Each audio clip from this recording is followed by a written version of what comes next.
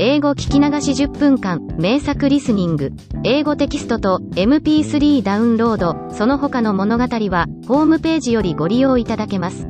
88thpp.com 88thpp.com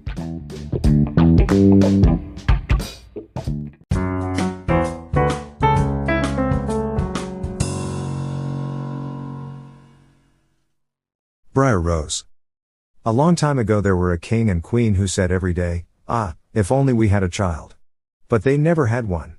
But it happened that once when the queen was bathing, a frog crept out of the water onto the land, and said to her, "Your wish shall be fulfilled. Before a year has gone by, you shall have a daughter."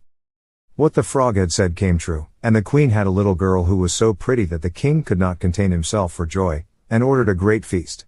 He invited not only his kindred, friends and acquaintance, but also the wise women, in order that they might be kind and well-disposed towards the child.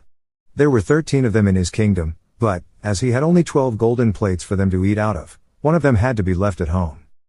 The feast was held with all manner of splendor, and when it came to an end the wise women bestowed their magic gifts upon the baby. One gave virtue, another beauty, a third riches, and so on with everything in the world that one can wish for. When 11 of them had made their promises, suddenly the 13th came in. She wished to avenge herself for not having been invited, and without greeting, or even looking at anyone, she cried with a loud voice, "The king's daughter shall in her 15th year prick herself with a spindle, and fall down dead."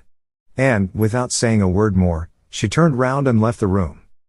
They were all shocked, but the 12th, whose good wish still remained unspoken, came forward, and as she could not undo the evil sentence, but only soften it, she said, "It shall not be death, but a deep sleep of 100 years, into which the princess shall fall." The king, who would fain keep his dear child from the misfortune, gave orders that every spindle in the whole kingdom should be burnt. Meanwhile the gifts of the wise women were plenteously fulfilled on the young girl, for she was so beautiful, modest, good-natured, and wise, that everyone who saw her was bound to love her. It happened that on the very day when she was 15 years old, the king and queen were not at home, and the maiden was left in the palace quite alone. So she went round into all sorts of places, looked into rooms and bedchambers just as she liked, and at last came to an old tower. She climbed up the narrow winding staircase, and reached a little door. A rusty key was in the lock, and when she turned it the door sprang open, and there in a little room sat an old woman with a spindle, busily spinning her flax. "Good day, old dame," said the king's daughter, "what are you doing there?" "I am spinning," said the old woman, and nodded her head. "What sort of thing is that rattles round so merrily?" said the girl, and she took the spindle and wanted to spin too. But scarcely had she touched the spindle when the magic decree was fulfilled, and she pricked her finger with it. And, in the very moment when she felt the prick, she fell down upon the bed that stood there and lay in a deep sleep. And this sleep extended over the whole palace. The king and queen who had just come home, and had entered the great hall, began to go to sleep, and the whole of the court with them. The horses, too, went to sleep in the stable, the dogs in the yard, the pigeons upon the roof, the flies on the wall, even the fire that was flaming on the hearth became quiet and slept. The roast meat left off frizzling, and the cook, who was just going to pull the hair of the scullery boy, because he had forgotten something, let him go, and went to sleep. And the wind fell, and on the trees before the castle not a leaf moved again. But round about the castle there began to grow a hedge of thorns, which every year became higher, and at last grew close up round the castle and all over it, so that there was nothing of it to be seen, not even the flag upon the roof. But the story of the beautiful sleeping Briar Rose, for so the princess was named, went about the country, so that from time to time kings' sons came and tried to get through the thorny hedge into the castle. But they found it impossible, for the thorns held fast together, as if they had hands, and the youths were caught in them, could not get loose again, and died a miserable death. After long years a king's son came again to that country, and heard an old man talking about the thorn hedge, and that a castle was said to stand behind it in which a wonderfully beautiful princess, named Briar Rose, had been asleep for 100 years, and that the king and queen and the whole court were asleep likewise.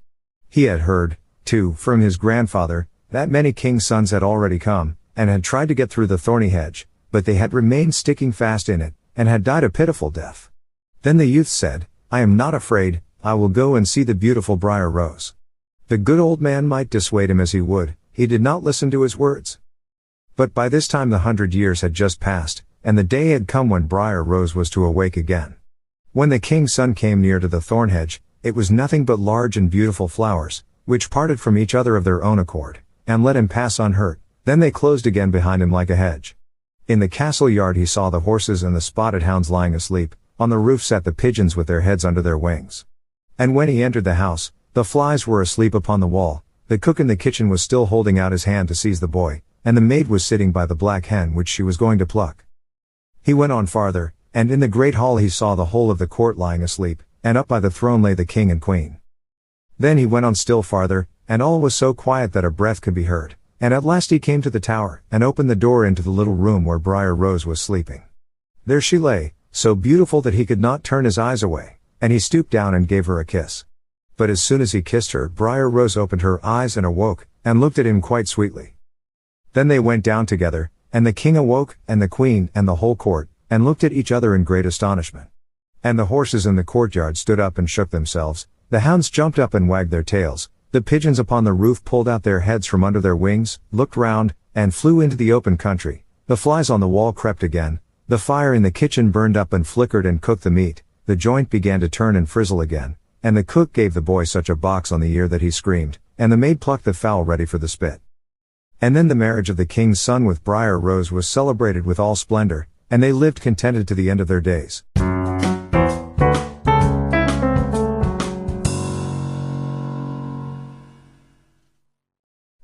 Audiobook, Japanese Dream by Hitomi Woods on sale at online stores or apps. Apple, Audible, Google Play, Nook Audiobooks, 43 available distributors in total. 英語聞き流し、リスニング対策に最適。京都で暮らす、ある家族の、おかしくも悲しい出来事を、英語で綴ったオーディオブック。The Family in 京都。原作、ナレーション、秀美ウッズ。Amazon、Apple、Google Play 等で発売中。英語テキストは、Kindle で発売中。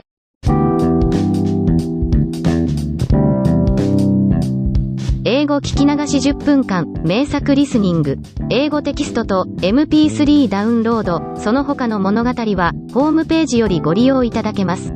88thpp.com 88thpp.com